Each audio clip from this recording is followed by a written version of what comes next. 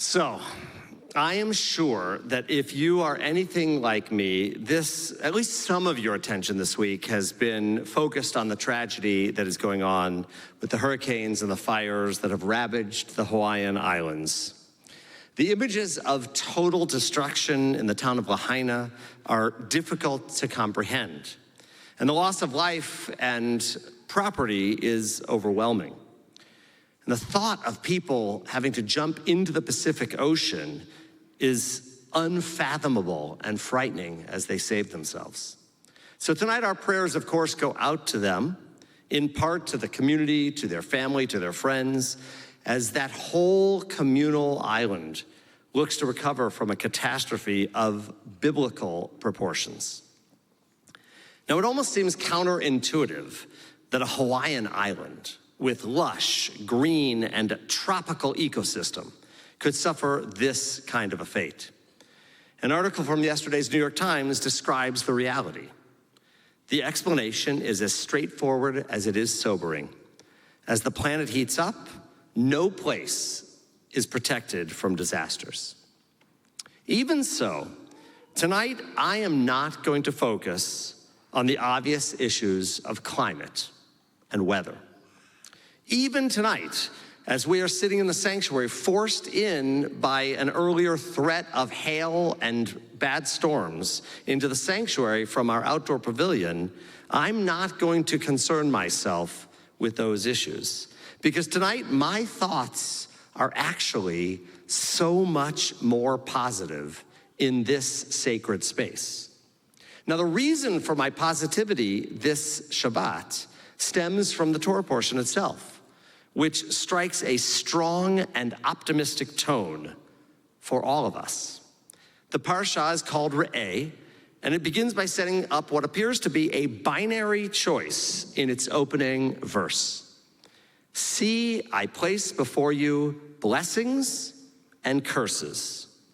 Moses explains to our ancestors, the Israelite people, that if they do what God has asked of them, if they follow God's law, they'll be blessed.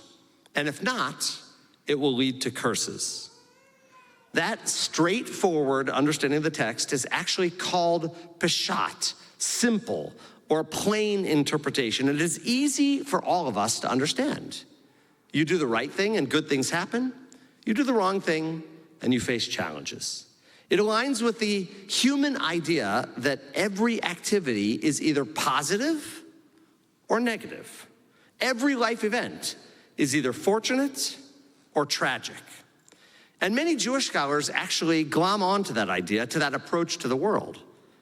Onkelos, for example, one of the earliest translators of the Hebrew Bible into the more colloquial language of Aramaic, literally accepts the verse as truth.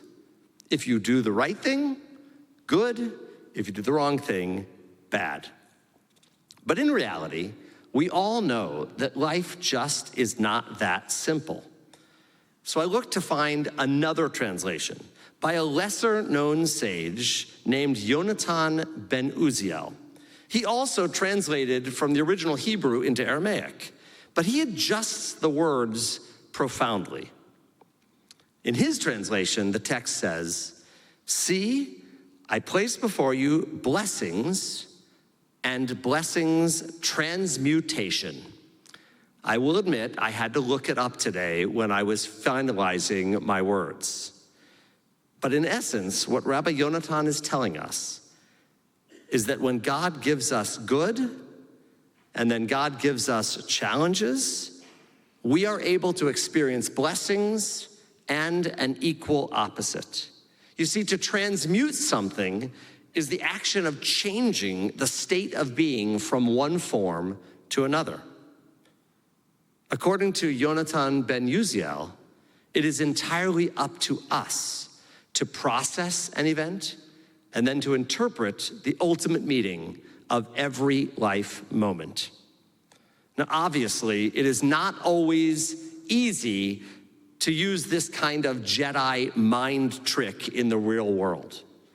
But let's try it together.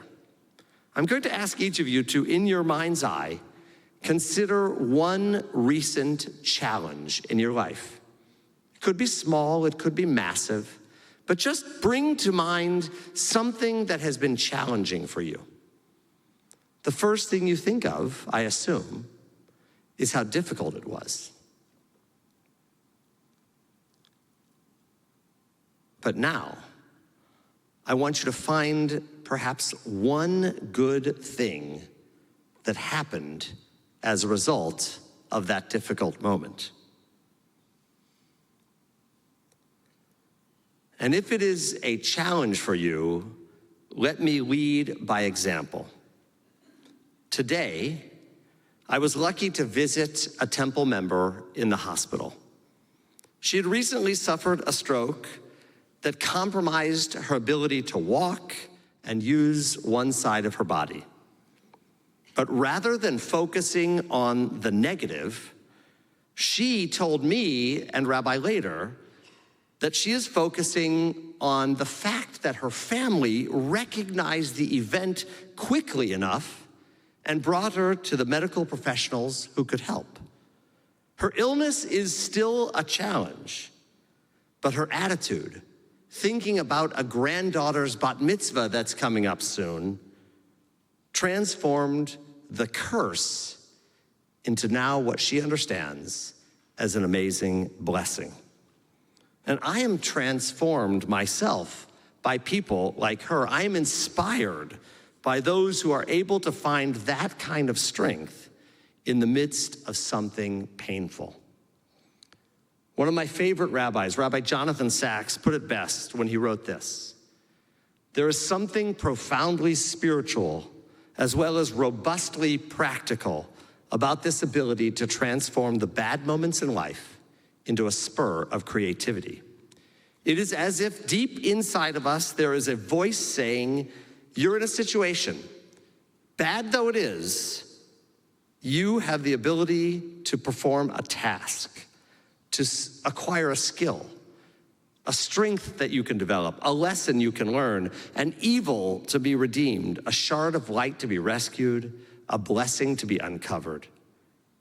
If you wrestle long enough with the challenge, you can transform it into great blessings with unshakable faith."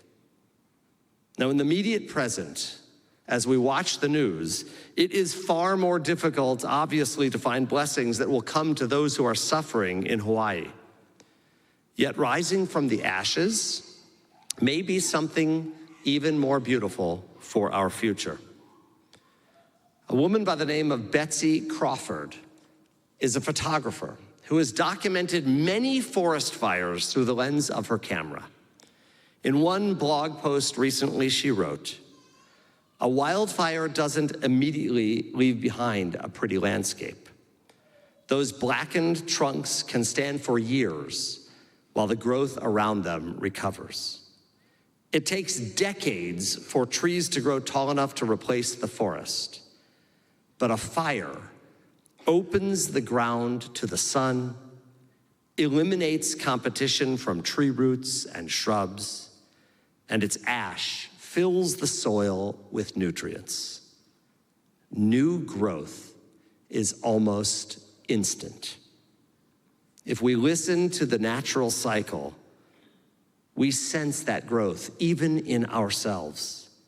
By transforming curses, the challenges of life, into blessings, we are aiding God in the work of creation." Our Torah portion says, choose blessing. This is our sacred obligation, and this is our amazing opportunity. That's why I'm so optimistic, because even in moments that feel so heavy, weighty with sadness, there is growth ahead for all of us. It is true about Hawaii, it is true in our own lives, and it is a beautiful future that we can share together. My prayer tonight is that we will all find those blessings in an ever more challenging world. Shabbat Shalom.